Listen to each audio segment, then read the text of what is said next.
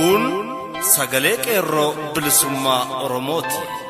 Sagaleen qeerroo bilisummaa Oromoo torbaanitti guyyaa 3 facaasaa yookaan kibxata kamisaa fi jimaata akka lakkoofsa sa'a Oromootti galgala keessaa sa'a 7:00 hanga 8tti meetir baandii 16 yookaan kiiloo heerzii 17,840 irratti qilleensa irraan isiniif darbuudha.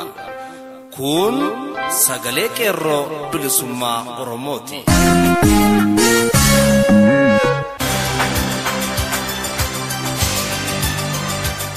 Jimaata waxabajjii 16 bara 2017 ashamaa akkam jirtu kabajamuuf jaallatamoo dhaggeeffattoota sagalee qeerroo bilisummaa Oromoo. Kun qophii sagalee qeerroo bilisummaa Oromoo kallattiin Oromiyaa irraa isiniif darbaa jirudha. Sagantaa keenya akkuma barame oduu isin dhageessuun eegalla. Qophii addaa fi wallee warraaqsaas ni qabna. Isin keessummeessaa kan isin waliin turu an Michuu Lammiiti. Hanga xumura sagantaa keenyaatti nu waliin turaa jechaa amma kallattiin gara oduuttan isin dabarsa. Ashamaa akkam jirtu kabajamoo dhaggeeffattoota keenya. Oduu guyyaa har'aa qabadhee dhiyaadheera. Oduu waliin an Abdii Bilisummaati. Godina Harargee Bahaa aanaa Haramayaa keessatti daa'imman saantima argattan baankiitti qusadhaa jechuun dirqisiifamaa jiru. Mootummaa wayyaanee kisaaraa dinagdee ishii mudate jalaa bahuuf uummata Oromoo xiqqaaf guddaa osoo hin jenne saamaa jiraachuun kan beekamudha. Magaalaa Haramayaa fi gandoota magaalichaa hunda keessatti daa'imman walitti qabamuun akka maallaqa guyyaa irraa argatan baankii daldala Itoophiyaatti qusatan taasifamaa jiraachuu maddeen keenya Haramayaa irraa nuuf gabaasan. Yeroo darbee jiraattonni Maayyoo Mulluqqee lafa isaan irraa saamameef fala barbaaduudhaaf gara bulchiinsa mootummaa naannoo Oromiyaatti deemuu isaanii gabaasaa turuun keenya ni yaadatama. Maanguddoonni aanaa Maayyoo Mulluqqee dhimma kana pirezidaantii Oromiyaa obbo Lammaa Magarsaatti iyyannus fala dhabneerra jedhan. Jiraattonni araddaalee sagalirraa kaafaman wayita ammaa rakkoo keessa jiru. Godina Harargee Bahaatti aanaa Maayyoo Mulluqqee weeraramtee turte ilaalchisuun maanguddoonni naannichaa gara waajjira pirezidaantii Oromiyaa obbo Lammaa Magarsaa deemanii iyyatanis furmaata dhabuudhaan ofirra deebi'anii jiru. Jiraattonni araddaalee sagalirraa fudhatamee jiru wayita ammaa rakkoo hamaa keessa jiraachuun illee ni dubbatama. Godina Harargee Bahaatti aanaalee 6 weerara bulchiinsa mootummaa Somaalee jala galuun ni yaadatama. Isaan keessaa aanaa Maayyoo Mulluqqee tokko turte. Aanaa Maayyoo Mulluqqeetti ammoo araddaaleen 9 guutummaatti weerara humna addaa poolisii naannoo Somaaleetiin yeroo qabamtu ilmaan Oromoo qe'ee fi qabeenya isaanirraa buqqifamanii jiru. Weeraraminsa lafa isaanii wayita ammaa bulchiinsa naannoo Somaalee jala galee jiru ilaalchisuun guyyaa dheengaddaa maanguddoonni hawaasa aanichaa bakka bu'uun gara magaalaa Finfinnee waajjira pirezidaantii Oromiyaa obbo Lammaa Magarsaatti iyyachuuf imalaa turuu isaanii gabaasuun keenya ni yaadatama. Haa ta'u malee hiyyannaa fi imimmaan maanguddoota Oromoo kanaaf qaamni gurra kennuu dhabameera. Akka maanguddoonni kun jedhanitti dachee Oromiyaa wayita ammaa weeraramtee jirtu deeffachuuf gara magaalaa Finfinnee deemnee turre jedhan. Qaamonni nu dubbisan iyyannoo keenya nu harkaa fuudhanii deemaa jedhan malee fala nuuf hin kennine jedhan. Nutis fala waan dhabneef amma ofirra deebinee jirra. Fallis waa hin argamneef carraa nuti qabnu hin jiru jedhan. Weerartoonni kunniin ammas bifa haaraan araddaalee biroo qabachuun manneen irratti ijaarrataa akka jiranis maanguddoonni kun ni dubbatu. Wayita waajjira bulchiinsa Oromiyaa deemnee obbo Lammaa Magarsaa dubbisuuf yaalletti ittiin milkoofne kan jedhan gara qe'ee dhaloota keenyaatti deebi'uuf ammoo dacheen keenya weeraramtee jirti jedhu maanguddoonni kun. Maanguddoonni kun akka jedhanitti qe'een dhaloota akaakilee fi abaabilee irraa nutti darbe dhaloota keenya keessatti weeraramaa jira. Har'a alaabaa naannoo shaniitu gubbaa balali'aa jira. Qabeenyi keenyas weerartoota kanaan saamameera jedhan. Jiraattonni araddaalee 9 guutuu qe'ee keenyarraa buqqahuudhaan aanaalee biroo keessa facaanee jiraataa jirra jedhan. Nuti abbaan biyyaa qe'ee handhuurri keenya irratti buute irraa baqannee lammii lammataa taanee jirra. Rakkoo kanaaf qaamni fala nuuf kennuu dhabameera jedhan. Aanaan Maayyoo Mulluqqee kan kaleessa Oromiyaa taatee jirtu har'a bulchiinsi naannoo Somaalee qabiyyee naannoo isaa taasifachuuf amoommataa jira. Bulchiinsi mootummaan naannoo Somaalee aanaa Maayyoo Mulluqqeetti humna addaa poolisii naannichaa itti bobbaasuun araddaalee 9 kan weeraree baatilee 2 darban keessa ture. Araddaalee kana mara irraa jiraattonni qe'ee fi qabiyyee lafa isaanii irraa buqqifamaniiru. Lafa bal'aa kanarratti mootummaan naannoo Somaalee baajata ramaduun hojiilee eegaleera. Har'a garuu piroojeektiiwwan misoomaa dabalatee manneen jireenyaa itti ijaarratanii keessa jiraachaa kan jiran jiraattota bulchiinsa naannoo Somaaleeti. Manguddoonni 9 aanaa Mayyoo Mulluqqee walitti qabamuun kana dura gara magaalaa Harar deemanii rakkoo kana itti iyyatanis furmaata dhabaniiru. Manguddoonni Oromoo hawaasa aanaa Mayyoo Mulluqqee bakka bu'uun biyya isaanii jalaa weerarame deeffachuuf qaama aanga'iitti iyyatanis itti milkoofne.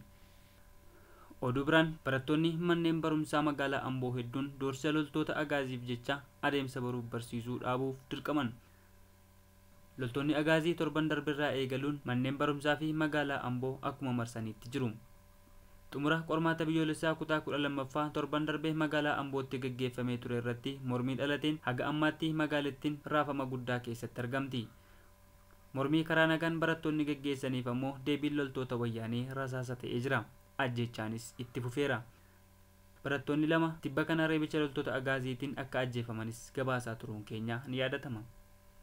Ammas taanaan loltoonni agaazii ajjechaa kanatti hin dhaabanne. Barattoonni 50 ol erga qabamanii ammayyuu mana hidhaa keessatti rakkataa jiru. Kanuma sababa taasifachuudhaan adeemsi baruuf barsiisuullee addaan citee jira. Rakkoon magaalaa Amboo irratti fuulleffatee jiru kun kan jalqabaa miti. Duraanis ta'ee ammas magaalaan Amboo hokkora loltoota wayyaanee irraa hara galfattee hin beektu. Manneen barumsaa hundaa keessatti mandheeffatanii barattoota dararuunis akkuma itti fufetti jira. Isa qofa osoo hin taane magaalaa keessa socho'uun wayita ammaa rakkisaa jira jedhu jiraattonni magaalichaa. Waliigalatti manneen barumsaa mara dabalatee magaalaan Amboo loltoota meeshaa waraanaa hidhatanii marfamtee akka jirtu himame. Ka'umsi mormii barattootaa torban darbee gaggeeffameef Dr. Mararaa Guddinaa fi hidhamtoonni siyaasaa hatattamaan gadhiifamuu qabu.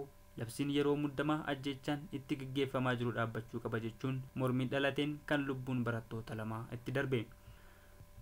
Loltoonni kunniin karaa nagaa fala kennuu osoo danda'anii humna qabanitti fayyadamuun guyyaa irraa gara guyyaatti ajjechaa gaggeessaa jiru.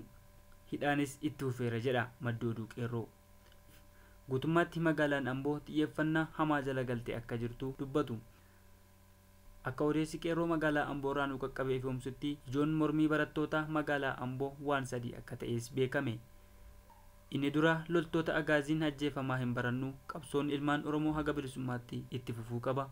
Inni lammataa immoo tartiibni qubee keenyaa OPDOdhaan tasumaa jijjiiramuu hin qabu kan jedhuu fi inni sadaffaa labsii yeroo muddamaa haqamee komandi poostiin Oromiyaa keessaa daguugamee bahuu qaba kan jedhudha. Rakkoo fi gidiraa humna qawweetiin uummata Oromoo irratti gaggeeffamaa jiru jalaa ba'uuf qabsoon diddaa gabrummaa roga maraan finiinuu qaba kan jedhu dhaamsa qeerroo magaalaa Ambooti. Godina Wallagga Lixaa Aanaa Jaarsoo, Baabboo, Beegii fi Qondaalaa keessa rakkoon ibsaa fi neetworkii akkaan hammaachuurraa kan ka'e hawaasni komee guddaa keessa jira. Keessumaa hawaasni aanaa Qondaalaa magaalaa Gabaa Dafinoo rakkoo guddaa keessa akka jiran nuuf ibsaa jiru. Bulchiinsa magaalaa Gabaa Dafinoo irraa kan hafe bulchiinsi magaalaa 3 hafan keessa ibsaan akka hin galle dubbatu hawaasni naannichaa. Akkasumas magaalaan Gabaa Dafinoo mootummaaf galii guddaa gumaachaa osoo jirtu ibsaan erga badee har'a baatii tokko ol ta'eeraa jedhu. Akkasumas neetworkiin dhabamuudhaan hawaasni miidhaa guddaa keessa akka jirutu dhaga'ame. Kana malees jiraattonni magaalaa Gabaa Dafinoo rakkoo bishaan dhugaatiin hubamanii akka jiran maddeen keenya gabaasan. Rakkoo bishaan dhugaatii isaan mudate kanaanis dhibee fayyaatiif saaxilamanii akka jiranii fi qaamni mootummaa tajaajila barbaachisu uummata kanaaf guutaa akka hin jirretu dhaga'ame. Daandiin konkolaataa magaalaa Beegii fi bulchiinsa magaalaa 3 dhaqu daandii sirrii waan hin taaneef uummanni rakkoo guddaa keessa akka jiruu fi baasii humnaa oliif akka saaxilamanis qeerroon gabaase. Rakkoo kana yeroo adda addaatti hawaasni qaama mootummaa gaafatee furmaata waan dhabeef gara warraaqsa cimaa kaasuutti fuula isaa qajeelcheera jedhu qeerroon lixaa. Oduu keenya biraatiin barsiisonni godina Horroo Guduruu Wallaggaa magaalaa Shaambuu mootummaan wayyaanii lafa mana jireenyaa isiniif kennama jedhee waadaa nuuf seenee nu dhorkatee jira jechuun komatan. Gaaffii gaafachaatti jirru kanaaf mootummaan yoo ariitiin deebii kan hin deebisne ta'e mormii jabaan akka qabu hin oolletu dubbatama. Qaala'insa jireenyaa akka malee hammaachuudhaan lammiilee Itoophiyaa rakkoolee hawaas dinagdee hamaaf saaxilaatti jiru bu'uura godhachuudhaan mootummaan wayyaanii hojjettoota isaa keessumaa immoo barsiisotaaf lafa manneen jireenyaa itti ijaarrattan isiniifan kenna jechuun waadaa galuun isaanii yaadatama. Haa ta'u malee waadaan mootummaa wayyaanee dhangalame kun akka barbaadametti hojiirra oolaa hin jiru jechuun barsiistonni kutaalee Oromiyaa irraa komachaatti akka turanis isiniif gabaasaa turuun keenya ni yaadatama. Barsiisonni godina Horroo Guduruu Wallaggaa magaalaa Shaambuu mootummaa kanarraa komii wal fakkaatu qabaachuu isaanii dubbatu. akka barsiisonni kutaalee Oromiyaa garaa garaa irraa jedhanitti lafa kana argachuuf gareedhaan gurmaa'uun dirqamaa fi isa jalqabaa ture. Qarshii kaffalamu keessaa dhibbantaa 10 kaffaltii isaa erga raawwataniin booda dabalataan parsantaa 20 immoo qusannaaf qarshii baankii hatattamaan galchuu qabu. Kanarraa kan ka'e barsiistonni magaalaa Shaambuu fi kanneen biroo lafa argachaa akka hin jirre dubbatu. Akka gabaasni magaalaa Shaambuurraa nu ga'e jedhutti barsiisonni magaalaa Shaambuus ta'ee godina Horroo Guduruu Wallaggaa gaaffii mana jireenyaa akka hojjettoota mootummaatti qabnuuf mootummaan rakkoo keenya osoo beekuu nuuf deebisuutti hin jiru. Tahee jedhee gaaffii humni keenya hin dandeenyeen nu rakkisaatti jira. Kun immoo barsiisotaa fi mootummaa gidduutti gungummii guddaa uumuutti jiras jedhaniiru. Dhumarratti lafti mana jireenyaa waadaa galame kun akka kennamu barbaanna. Yoo mootummaan kun ammas gaaffii kanaaf dhageettii dhabuudhaan kan deebii kennuurraa callisu ta'ee mormiin eegaluuf jira jechuudhaan illee akeekkachiisaniiru. Kabajamoo dhaggeeffattoota keenya oduu guyyaa har'aaf qabannee dhiyaanne kanuma qophiilee keenyaaf waliin turtii gaarii.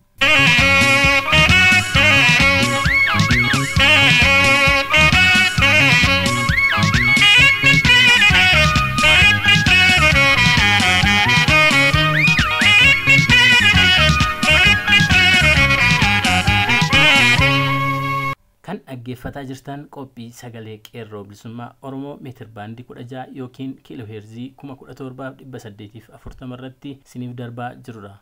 Oduu kan isin dhageessi jaalabdi bilisummaa ture horii buli jenna. Sagantaan keenya akkuma itti fufetti jira. Kanatti aansuun sirba tokkoon booda gara qophii addaa jaallabiiftuu galgaluun dhiyaatutan isin dabarsa. Ammas nu waliin tura. Sila dunia galana bule nurra godana gota koma kagari du sirarra chala Nada sa gota chawata michele chamorro vale rawa ko butu kamisera warkitu kontu irananditu bantu dira dangitu Kapsun gota kalesa kampal mambara dera makka minda gandare majana nuftai Nalaga nalaguma toma simso bira siballe sale male tola minegin bira to begi dudu bake takka daga timbira takka daga timbiro takka daga timbiro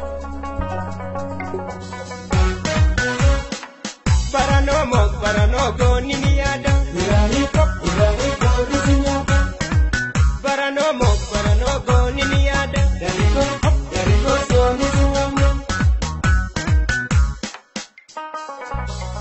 Galanya tu galano toga la jawe male gara malya dudida toga la jawe male tonta ina fem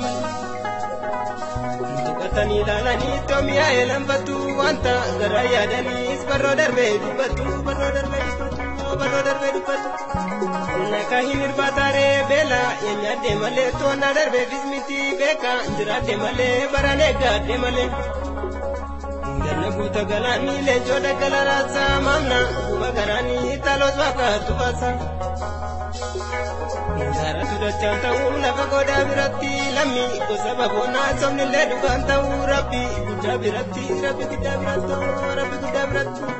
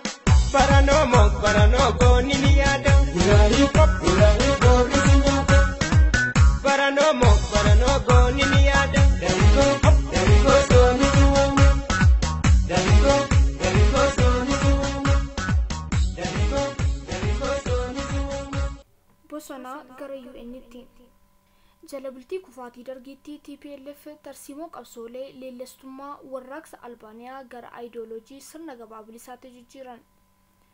Jijjiirama otootaa akkasii keessa seenuuf sababa kan ta'eef sabboonummaa Tigrummaa qofaan Tigraay biyya qabeenya uumamaan hongooftee fi uummanni hiyyummaa keessatti dararamu bulchuu qofaan akka sabaatti jiraachuun akka isaan rakkisu waan hubataniifi. Kanaaf sabboonummaa Tigrummaa bobaa jala dhokfatanii gogaa Itoophiyummaa uffatanii as ba'an. Jaarmaa saba Amaaraa yeroo sanatti sochii dimokiraatawaa uummattoota Itoophiyaa jedhamu waliin hariiroo jaallummaa tolfatanii booji'amtoota waraanaa kan dhiigaan Oromoo ta'an Shaabiyaa irraa fudhachuun OPDO bixxilan. Bixxilamuun OPDO karooraa fi abjuu isaan qabeenya Oromiyaa to'achuuf qaban irraa kan ka'edha. Haaluma kanaan jaarmaa sochii dimokiraatawaa uummattoota kibbaa jedhamu bixxilanii guutummaatti gogaa Itoophiyummaa uffachuuf yaalan. Haaluma kanaan jaarmaa Aduwaayee jala dhokatan. Kufaatii dargii booda sochiin isaanii jalqabaa jaarmaa uummata Oromoo adda bilisummaa Oromootti duuluu fi qe'ee Oromoorraa fageessuu ture. Hariiroo cimaa Shaabiyaa waliin tolfatanii fi deeggarsa akkaan jabaa mootummaa USA fi UK irraa argataniin adda bilisummaa Oromoo rukutanii Oromiyaa guutummaatti dhuunfatan. Yeruma sanatti warshaalee Oromiyaa keessatti hojii eegalle dabalatee qabeenya dhaabbataa biyyattiin qabdu hunda buqqisanii gara Tigraay geessuun dhaabbata adda addaa hundeessan. Dhaabbata kanaan dhoksaatti ilmaan Tigraay barnoota qabaniif leenjii ijaarsa dandeettii kennuu itti fufan. Olaantummaa Mallas Zeenaawii jalatti wiirtuu ijoo siyaasaa, waraanaa, tika, dinagdee, hariiroo alaa kanneen adda addaa ilmaan Tigraayin guutan. Kanas tarsiimoo siyaasa isaanii haga ammaatti addunyaan dhimma ittiin bahiin kan warraaqsa dimokiraasii jedhamuun uummata biyyattii joonjessanii dhiitanii cunqursaa hamaaf saaxilan. Tarsiimoo siyaasaa warraaqsa dinagdee jedhamuun Mallas Zeenaawii biyyoota akka USA gowwoomsate. Arraba tolee waan isaan jedhan mara ergamuufiin deeggarsa irraa gonfate. Biyyattii keessatti afaan guutee sirna gabaa walabaa yookaan white capitalism jedhaa ture kan labse. Maqaa nageenyaan waraana kumoota hedduu arjoomee Burundii fi Laayiberiyaatti erge. Haala kanaanis UN keessatti teessuma argachuu jalqabe. Rakkoo biyyoota Afrikaa mara keessatti utuu hin waamamin ergamu eegale. Yeroo wal fakkaataa keessatti ilmaan Tigraay leenjii ijaarsa dandeettii gonfatanii fi biyyoota adda addaa keessatti baratan imbaasii fi jaarmaa idil addunyaa keessatti akka qacaraman taasisan. Carraa hojii fi barnootaa biyyattiin addunyaa bira argattu karaa tika isaanii dursanii bira gahuun ilmaan Tigraay qofti akka fayyadaman taasisan. Haleellaa Alqaayidaan bara 2001 USA irratti raawwateen booda duula idil addunyaa shororkeessummaa irratti taasifame Mallas Zeenaawii Joorji Bush jala hiriiree qondaala nageenyaa gaafa Afrikaa ta'e muudame. Utuu waliin buliin biyya ollaa ofiifuu sirnaa fi mootummaa hin qabne Somaaliyaatti duulee caalaattuu nageenya gaanfichaa booresse. Deeggarsa kanaanis doolaara biliyoona hedduu argate. Qarshiin bifa kanaan argamu irra caalaan isaa ilmaan Tigree ittiin leenjisuu fi karoora isaanii fuulduraa ittiin dhugoomsuuf oole. Gaanfa Afrikaatti jaarmaa IGAD jedhamu bixxilee olaantummaa gaanfichaa irratti fudhate. Biyyoota Afrikaa rakkoo siyaasaa fi dinagdee wal xaxaa qaban irrattis olaantummaa gonfatee bakka bu'aa isaanii godhee of muude. Gama biraatiin teessoo gamtaa Afrikaa magaalaa Finfinneetti ugguruun gamoo guddaa ijaarsisee bu'aa siyaasaa fi dinagdee achirraa argamu hundatti dhimma bahuu yaalan. Ambaasaaddarootaa fi dippiloomaatota biyyoota kanaa qarshii fi faayidaa adda addaan yeroo dheeraaf bitaa turan. Bakka bu'oonni biyyoota kanaa waltajjii addunyaa mara ilmaan Tigreef dhiisan. Haaluma kanaan Itoophiyaan marii nuffisiisaa faalama qilleensaa Kooppenhaageenitti eegalamee haga ammaatti itti fufee Afrikaa bakkaa bakka buute. Olaantummaa dippiloomaasii akkasii gonfachuun karaa mootummoota aangoo qabeeyyii kan G8 fi G10 jedhamuun beekamu irratti itti fufiinsaan affeeramuun dhufe. Carraa biyyoonni Afrikaan arganne kan Afrikaa kibbaatti aansitee Itoophiyaa qofatu argate. Kora akkasii kanarratti aangoo murtii dabarsuu haa dhabduyyuu malee siyaasa Tigreef iddoo olaanaa akka qabu himamuun hin barbaachisu. Mallas Zeenaawii Afrikaanota irraa deeggarsa argachuuf falmii neokolonaayiizim jedhamu eegale. Gama tokkoon warra adii qeequuf marxifatee osoo ergamuu Afrikaanota irraa ammoo deeggarsa argachuuf carraaqe.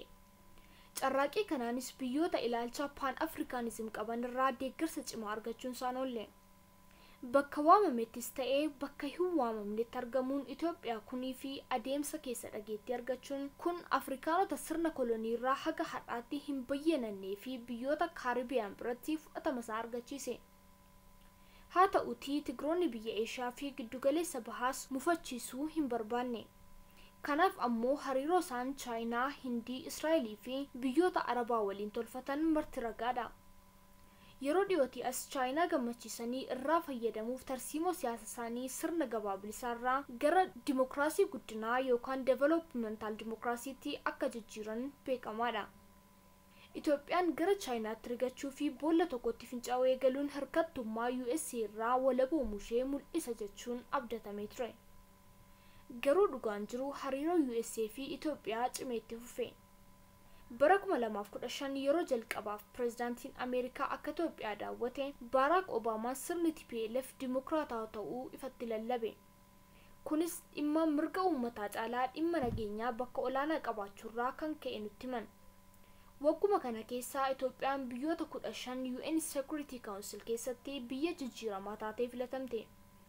USA'n waajjira olaanaa US African Military Command Finfinneetti banatte. Har'a ilmaan Tigraay biyyoota adda addaa keessatti barataa turan tika olaanaa biyyattii ta'uun olaantummaan TPLF akka itti fufuuf waan danda'ameef hunda dalagaati jiru. Biyya Chaayinaa keessatti dallaalonni daldalaa yookaan business agents kaampaanota Tigreeti.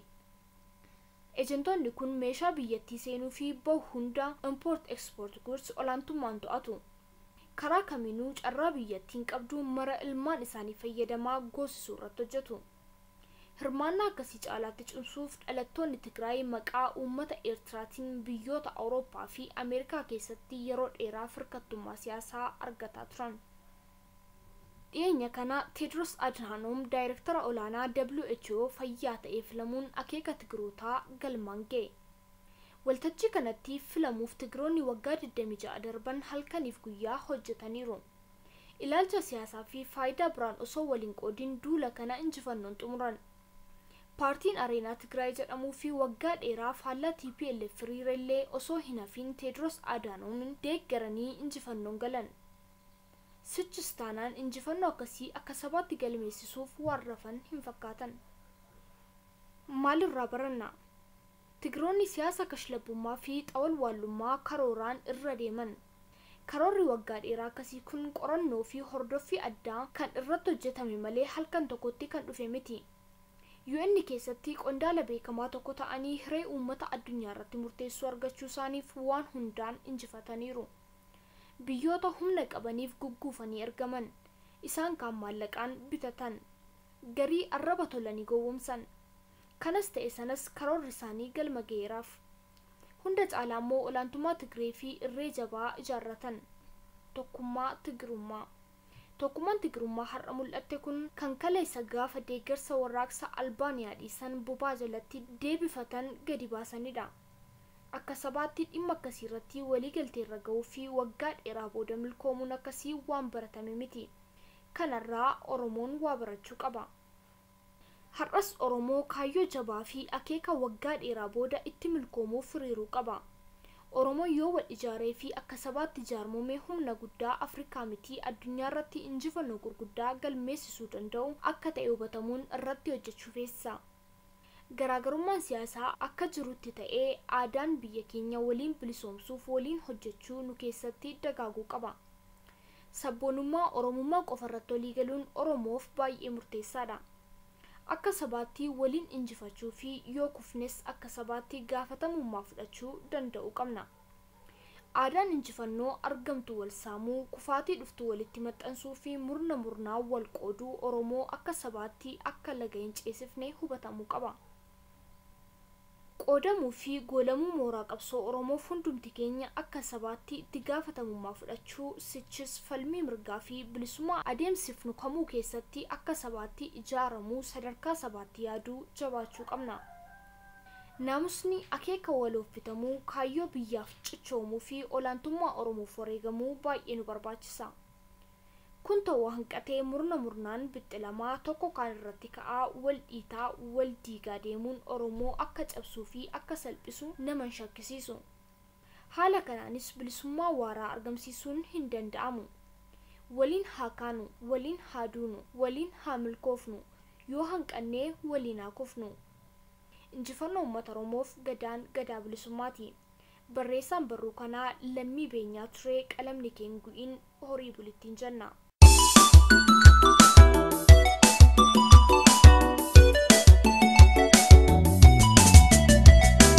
Jiraachuu deemnus wal beera yaadni boosin bira Jaltuu fagaannus biyyarra turullee wal gara Kaayi lammii koo abdii kutiini Obsa gaafataan ariifatii qabsoonni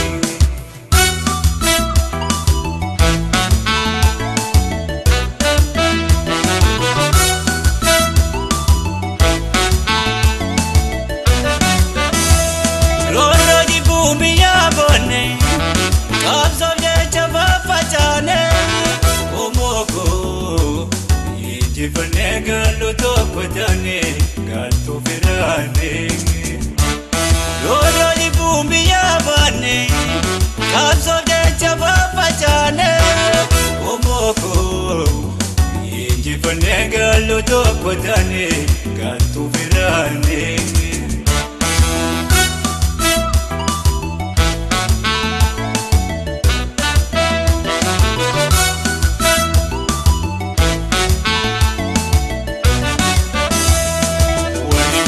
Gara, jirti gara maraan, kan gara pitamte, kapso batte, gaafa kumni dhufa, guyyaa jalalannu, qeerroo walii galle, guyyaa ni barbaadu.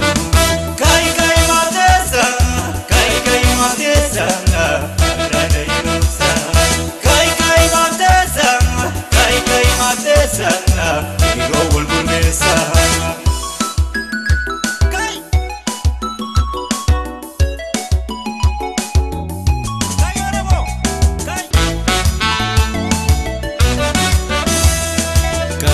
Kakasi, kanuya basi, kayu pitoma ke, biarra tamsasi, lami wal kurmesi, kanu wal podesi, pili sumaduga, ika merkanesi. Kai matesa, arada yerosa. Kai matesa, iro wal kurmesa. Kai matesa, oroda hundesa. Kai matesa, iro wal kurmesa. Egaan dhaggeeffattoota keenya sagantaan keenya guyyaa har'aaf dhiyeeffanne kana fakkaata. Waan nu dhaggeeffattaniif galanni keessan bilisummaa haa ta'u. Qophii keenya guyyaa biroon hanga wal agarruutti nagaan nuuf turaa. Injifannoo uummata Oromoof Gadaan Gadaa bilisummaati.